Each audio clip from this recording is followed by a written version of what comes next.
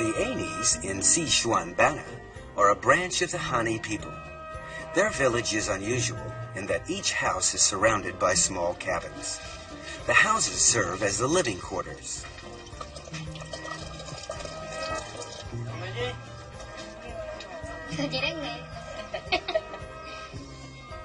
Inside the house, however, men and women are strictly segregated and must stay in their respective corners of the house. Even eating and working are undertaken separately, men with men and women with women. Even couples are not allowed to stay together.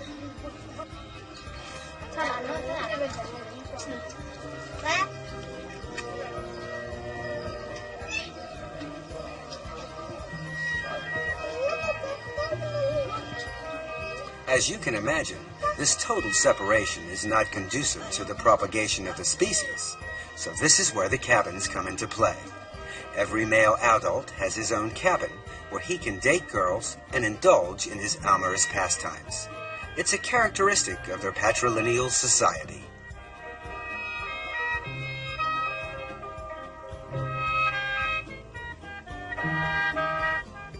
The Anis hold the gourd in very high esteem.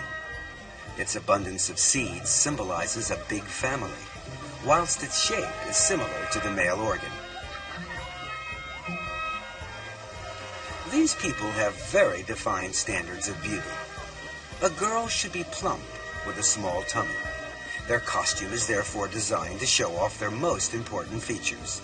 The skirt is just long enough to cover the bottom, and it sits low enough to enhance their beautiful figures.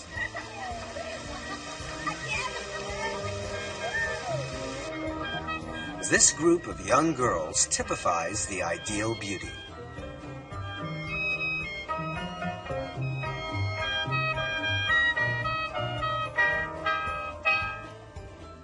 But even beauties need a little makeup.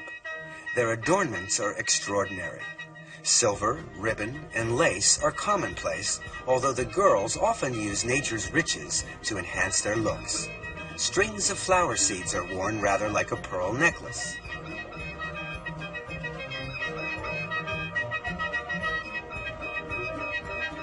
Shells, which are highly sought after in the mountain areas, are made into a belt.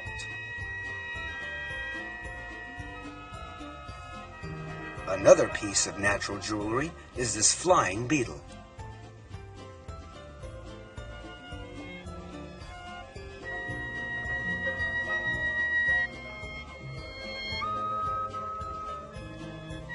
Before it can be used, it has to be prepared. The girls wrap it in a leaf, then dry it out thoroughly in the fire. It is then threaded with a piece of twine. The effect, when put in the hair, is quite beautiful.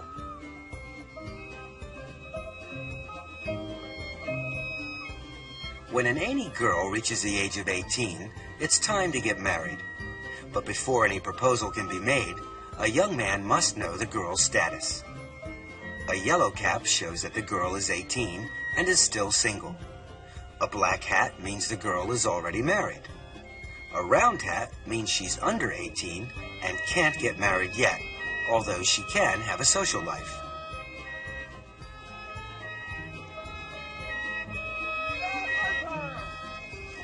Anis are open in their attitudes, and premarital sex is allowed.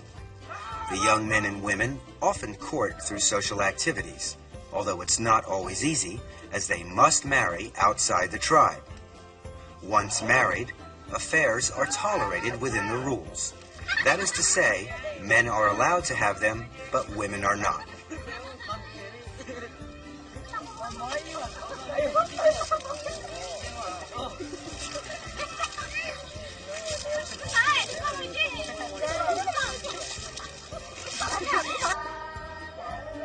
There's another way that young men and women become introduced. Young men from outside come in search of a girlfriend after first having obtained permission from the local villagers.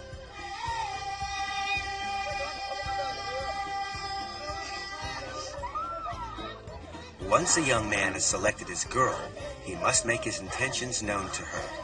3 procedures must be followed. Firstly, The boy pulls her belt slightly.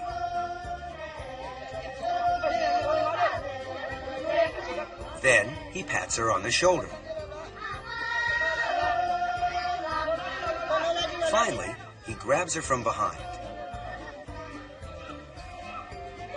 If the girl resists, then the boy must leave her alone and try again with a different girl.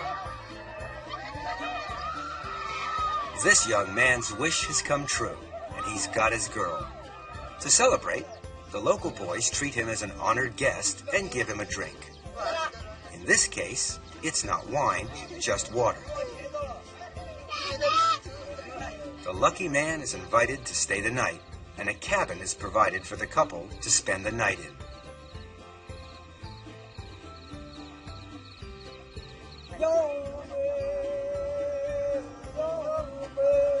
When night falls, the village social life begins. Those looking for a mate assemble.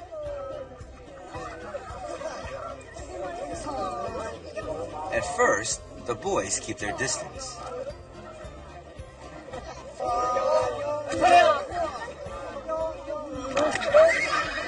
But after a while, they become more at ease, and they get closer to the girls.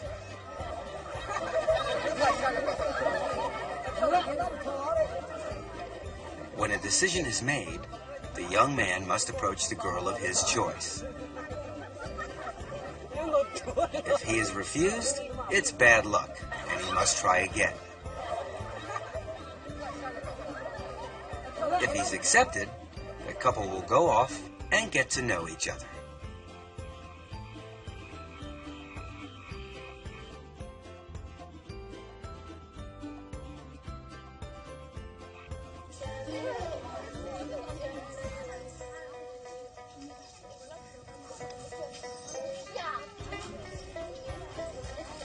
The remote Ai Lao Shan Mountains in Yunnan is the home of the Yiche. They are also a branch of the Han people. The Yiche women's traditional costume is quite unusual. It is made up of a pair of shorts with a front opening blouse which leaves the right breast exposed. It's their everyday clothing, and it's not considered indecent.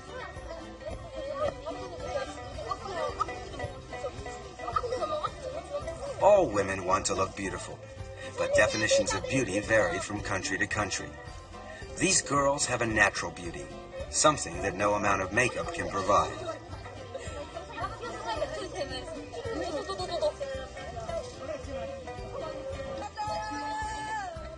The Yiche have a special festival called Liang Hala, when young men look for a lover. The way they greet young girls is very unusual. Instead of shaking hands or even a kiss on the cheek, a man will press a girl's breast. Right side for old friends and left side for strangers. It's a great embarrassment if the wrong one is pressed, but the faux pas is quickly forgiven.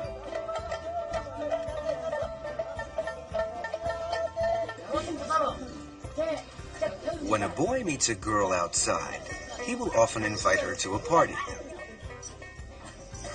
The number of boys is always the same as the number of girls, and they sit alternately in a circle.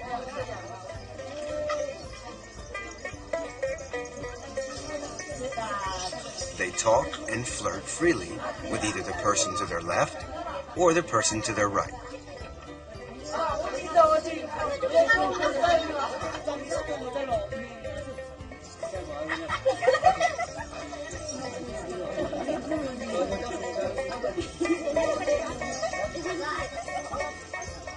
At first, they're shy and feel a little awkward, but after some wine, the ice breaks and everybody feels at home. By the time the meal ends, everyone is in high spirits.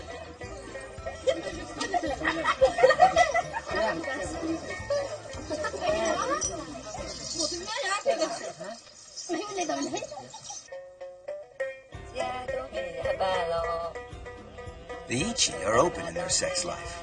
However, despite this, an illegitimate child is frowned upon. This is not much of a problem, as all girls are betrothed at the age of 4 or 5. They remain with their parents and don't live with their husbands until they are older and have given birth to a child. This shows that they are fertile. It's another example of a non-viral local residence. A bridal party readies itself for the big event. The smartly dressed girls here are only the bridesmaids.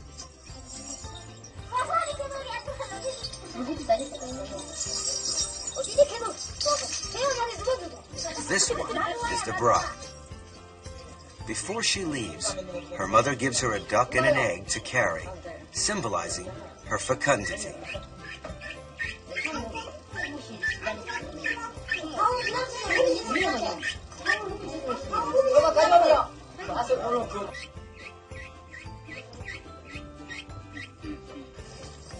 This man is being beaten as he is leading the party taking the bride back home. It's part of the custom here. A rope is tied across the path of the husband's village. Everybody may cross over except the bride. She must break the rope to show that she is cutting off her links with her past.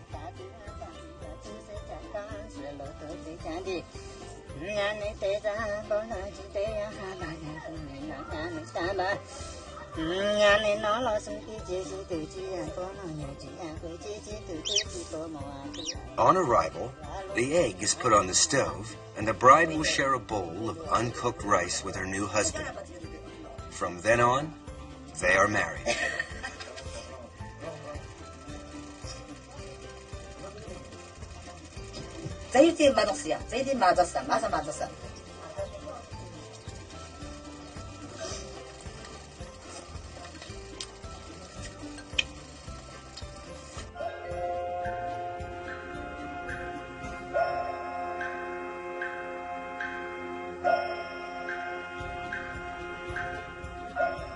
Most women in the tribal minorities are good at embroidery. This is especially true of the white-trousered Yao. Like in many other tribes, they use it to convey love to the young men they admire.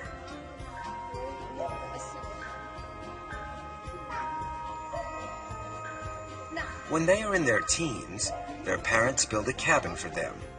They use this cabin for their love affairs.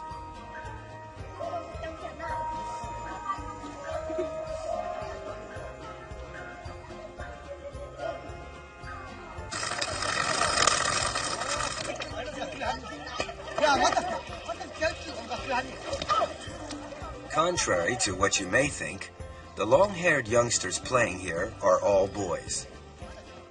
The short-haired spectators are girls. Girls have their heads shaved from birth and remain bald until they start their social life. These novices still sport a short haircut.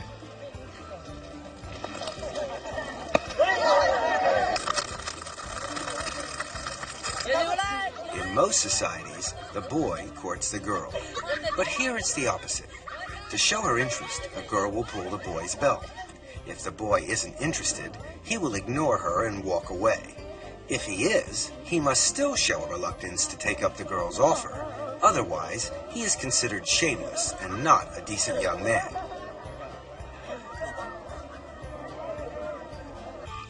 If the girl wishes to take things further, she will take the boy home. Some boys prove to be more shy than others.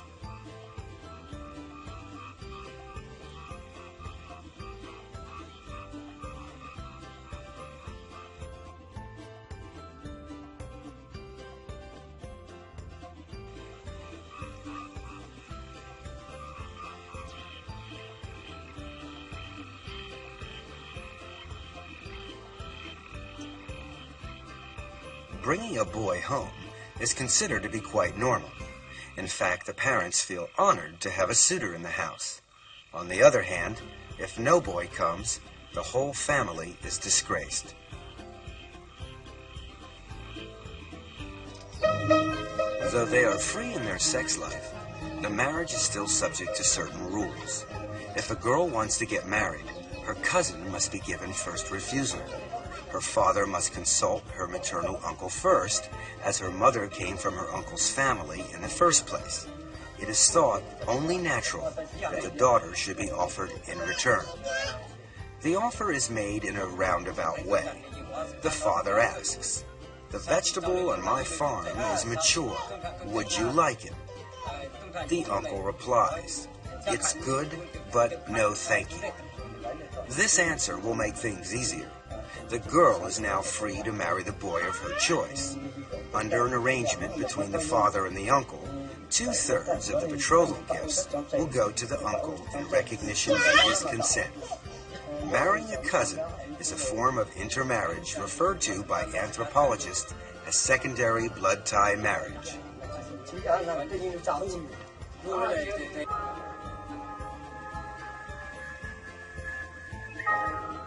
This practice prevails in the Va tribe too, although it is not allowed within a patrilineal family, nor within the same clan. It is even forbidden to marry someone with the same surname. If this code is violated, it is considered incest and regarded as an offense. As a punishment, the couple must buy a cow and slaughter it. The cow's head is cut off and put on top of the couple's heads to show repentance for this transgression. They treat the whole village to a share of the meat from the cow and pay for prayers to be said, as they believe that this crime may enrage God. They fear that the clan or even the whole village may be cursed otherwise. Thereafter, the couple will never see each other again.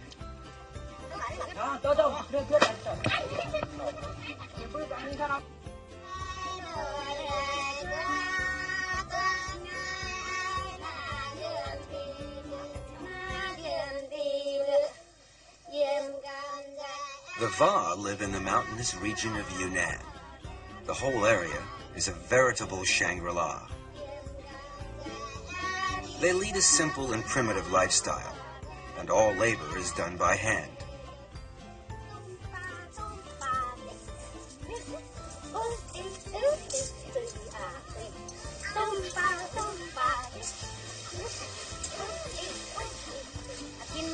The women usually work stripped to the waist. Bamboo is put to a wide range of uses, for constructing houses, carrying water, drying the crops, and storing grain.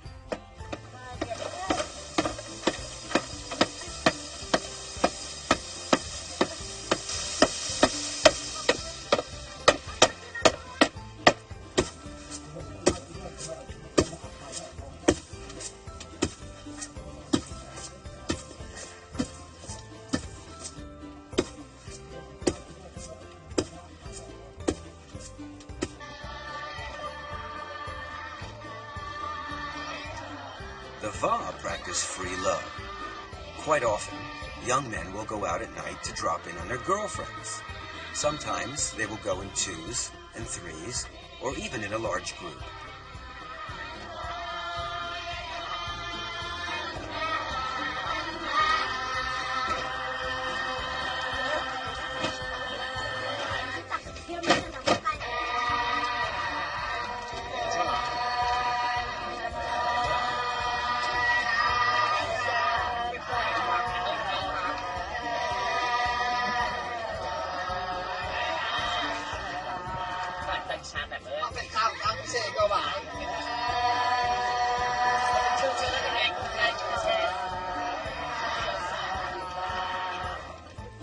They spend the evening singing, dancing, and eventually sleeping together.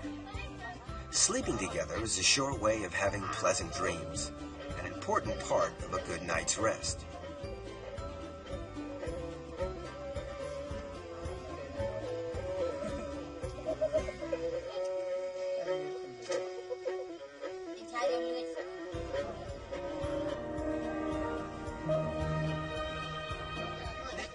The next morning, the youngsters tell each other about their dreams.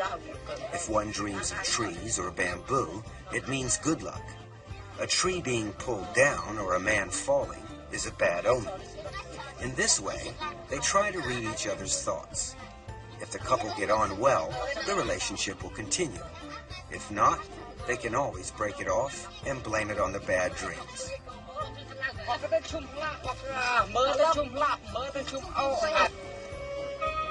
Matrilineal society flourished between 10,000 and 5,000 years BC.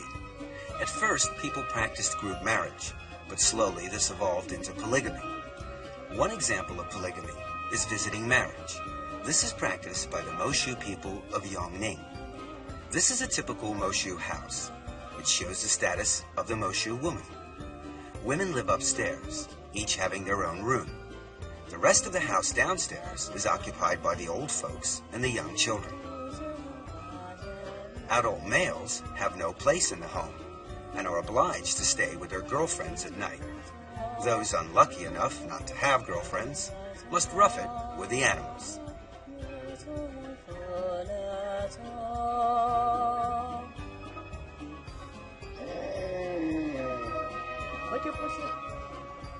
An initiation ceremony is held when the Moshu boy is 13. After that, he's considered an adult and will join in with the work and enjoy all the privileges of adulthood, including having affairs. A specially close girlfriend is called an ashao, a name signifying that the boy and girl are sleeping together. Polygamy should not be confused with group marriage. The latter is between groups and is totally casual. The former is one-to-one, although there is still no formal bond and partners may come and go.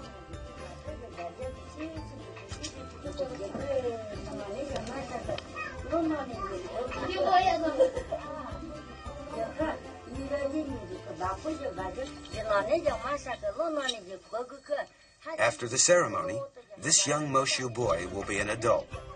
He is ready to take his first ashao.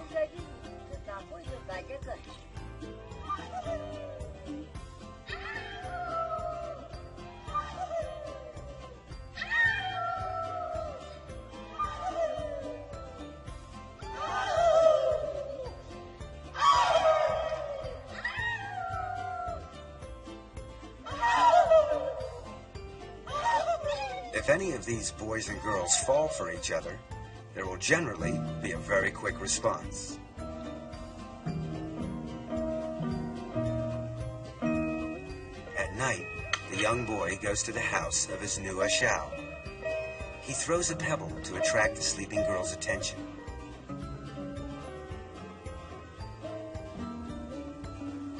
The girl comes down and invites him upstairs.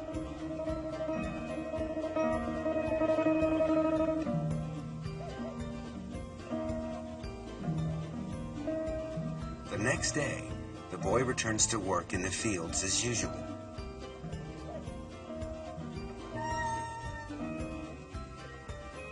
If he fails to come back the next night, then the affair is over. Likewise, if the boy returns and the girl refuses to open the door, the affair is over.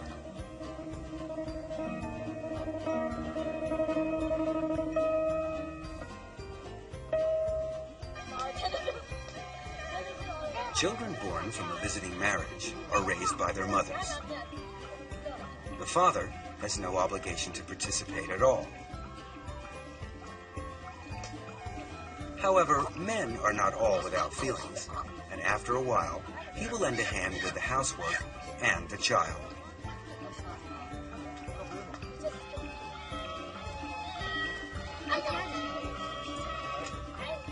In the end, most couples will live together when they reach a certain age.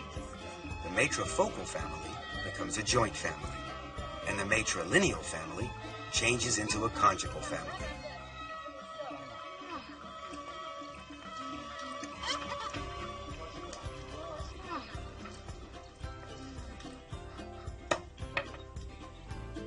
Visiting marriages have no rights, but for the Zhuans in Qinghai, it's quite different. A lama blesses the girl first. This ceremony is for marriageable girls and is an ancient tradition for these people. Girls are free to select their mate.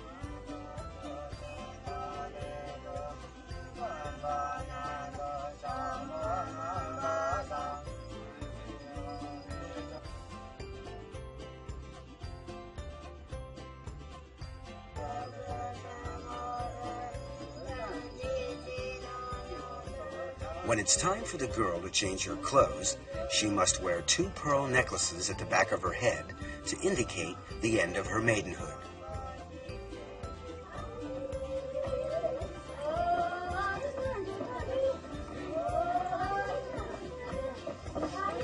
female relatives congregate around her. The most sacred moment is near.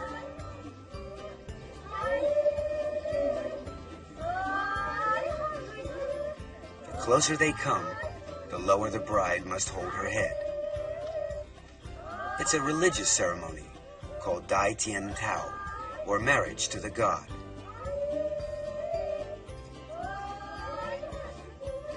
The holy water being sprinkled is in fact milk.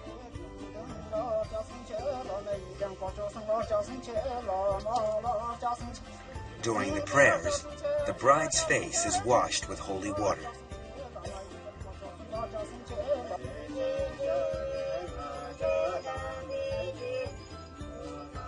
The ceremony is about to begin. Strangely enough, there is no groom present at this wedding. Dai Tian Tao is a wedding for a single person who has no spouse-to-be. This girl is being married to God, represented here by the Lord Buddha.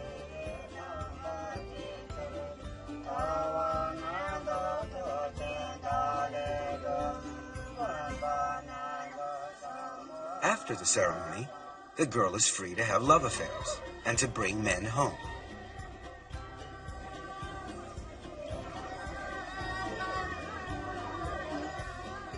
All the villagers attend the ceremony and dance and sing to celebrate her wedding.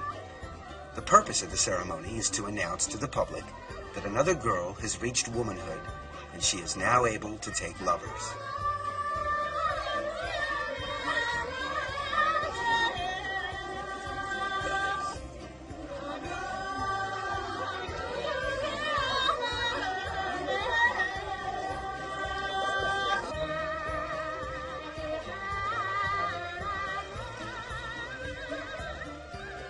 Now that she is married, she may indulge in the activity of jiao sang, having love affairs. It's a form of polygamy where the couple come together for a purely sexual relationship with no thought of family bonding. There is no right of exclusive access either.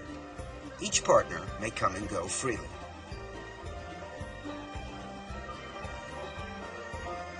This romantic period is a privilege of youth in an area where men far outnumber the women. It helps to correct the imbalance. Most of the older people have families.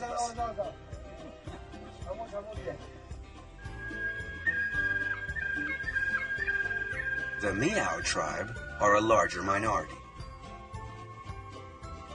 They regard themselves as descendants of Qi Yu and are scattered around the southwest mountainous areas of China.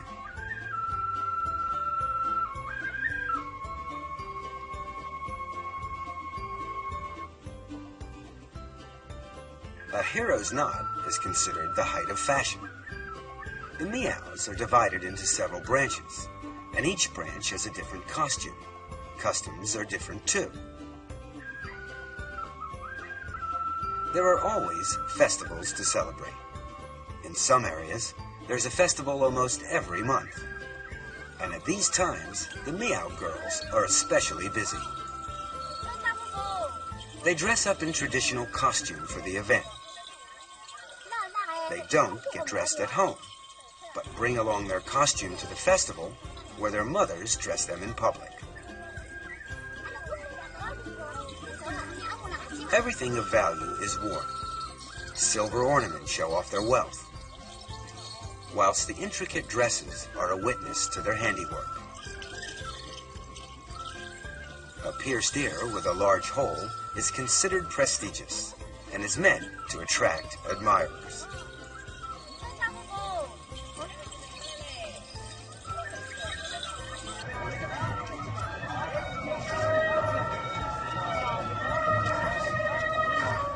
During these festivals, performers from surrounding villages will turn up to provide countless entertainment. Today is the 8th of April festival.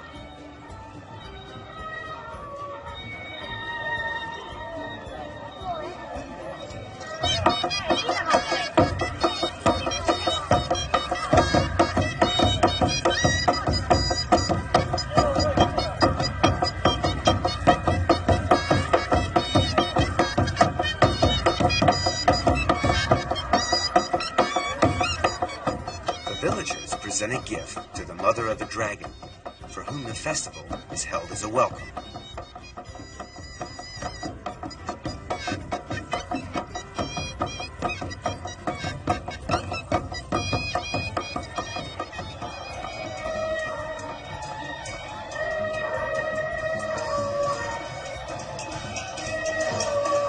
Like the Han people, the Miao race dragon boats at the annual Dragon Boat Festival. The Miao legend surrounding this festival is identical to Han legend, except that they maintain Chiyun was a Miao. Hunan is the Miao place of origin, and there are indeed historical records of a Miao army, so their legend is not based on fantasy.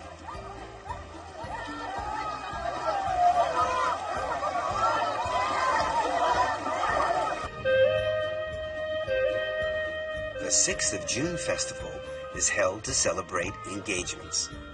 The atmosphere is completely different here. On this day, these young girls have decided to take a bath in a quiet river, and they've asked their lovers to come along and watch.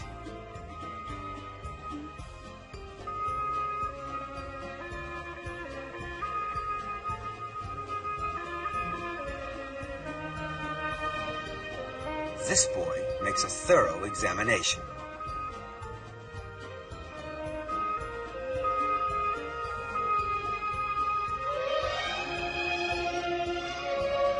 If he's satisfied, he must make his intentions clear, in a polite way, of course.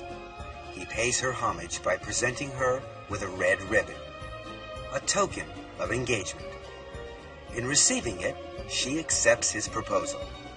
Romance is truly international. Another festival is called Eating Maiden's Rice. Besides the usual singing and dancing during the day, the whole family has dinner together.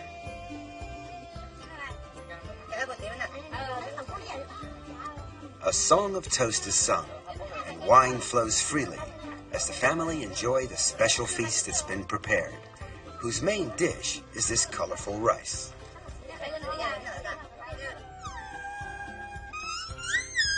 At dusk, young boys arrive blowing a horn as a call to their girlfriends. Each girl takes a rice ball to her lover. It's called asking for rice. The rice balls have messages. Pine needles inside the rice ball means that the girl would like needles and thread as a present. Corn means the girl would like an umbrella.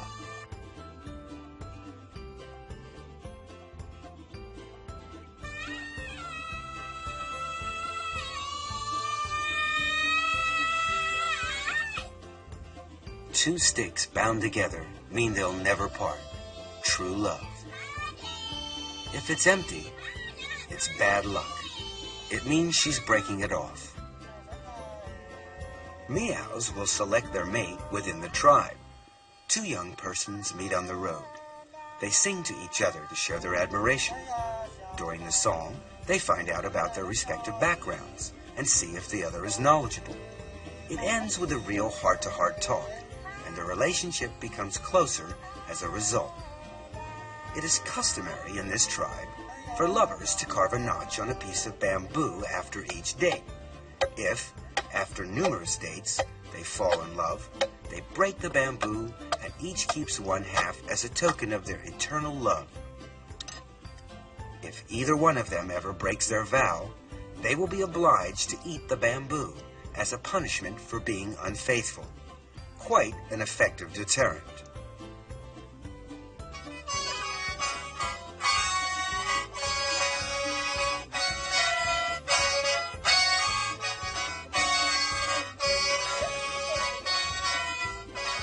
The Gurja are a branch of the Miao tribe. They're experts at blowing the sheng, a long horn-like instrument. Under traditional rules, no blowing is allowed after the planting season. Otherwise, the seedlings won't grow. The correct time for sheng blowing is before planting, which is also the right time to look for a girlfriend.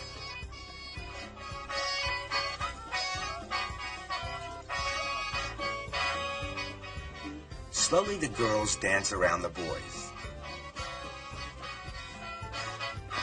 Each girl holds a necklace in her hand. As they dance, the girls choose. They put their necklace on their favorite boy's sheng. This is called asking for necklaces.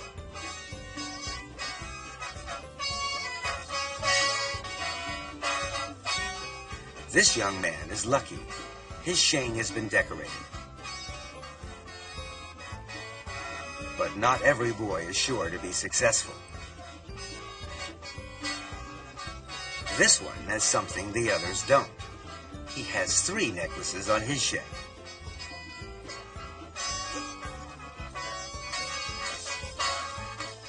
The dancing courtship over, they go off in search of other entertainment.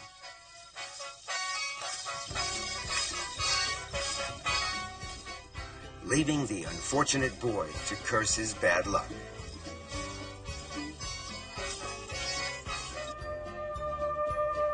The green-trousered Yao of Guijiao have a completely different way of courting. Girls all have a small hole in the wall over their beds. It's called a lover's hole.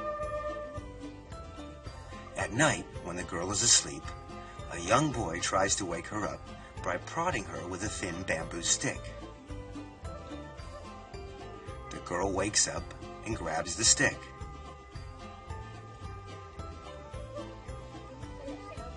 But she doesn't react favorably. So the boy decides to go home. Another one soon arrives.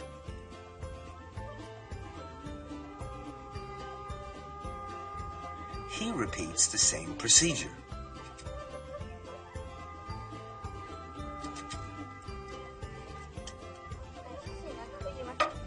This time, things look more hopeful.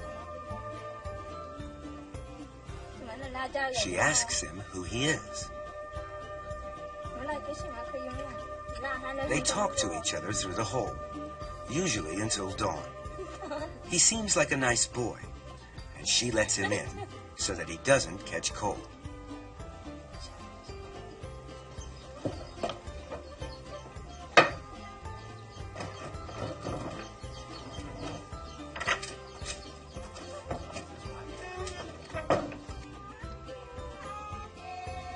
In every Miao village, there is a special place where young people can meet to date or just to talk. Normally, they date in the evenings, but when they're not too busy farming, they also meet during the day.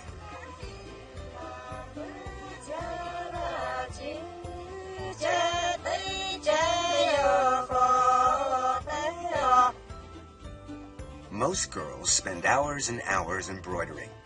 Those who can't embroider find it very difficult to marry. Free love is popular with the Miao, but marriage is still decided by the parents. The bride must walk to her husband's house. The whole party dresses up to show off their beautifully embroidered costumes, and it's often difficult to tell the bride from the bridesmaids. The Miao never marry within their clan. These two families live far apart, so the bride's party has a long way to walk. Miao have special greeting customs when a marriage is about to take place.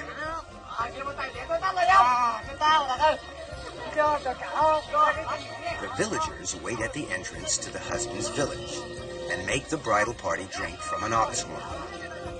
The drinker must be careful not to touch the horn with their hands. Otherwise, they have to drink it down in one gulp.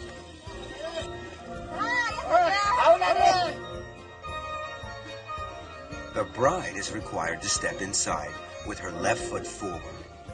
This will ensure that her firstborn will be a boy. The wedding is very simple, with no real ceremony. The bride must carry water for her husband's family.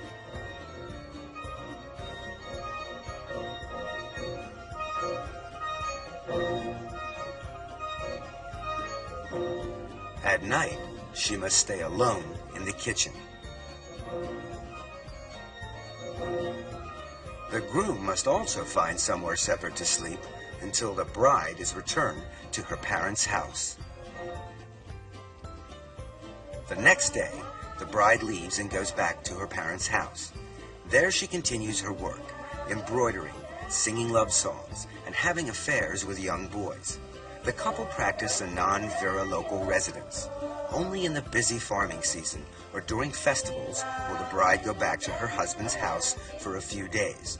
After she's given birth to a baby, she will start living with her husband. Another form of marriage is the secret marriage. This young couple haven't got their parents' consent, so the boy sends a group of his friends to collect the bride secretly. The bride is ready and packed. She goes off to a quiet place with her bridesmaids, where the wedding is to be held in secret.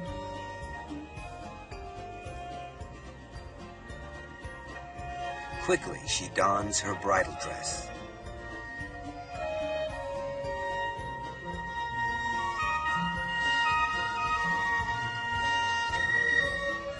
Some food has been prepared for the wedding breakfast. The event turns into a wedding and a picnic rolled into one.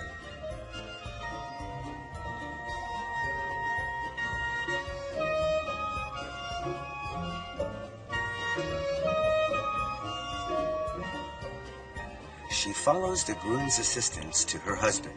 The wedding is now completed.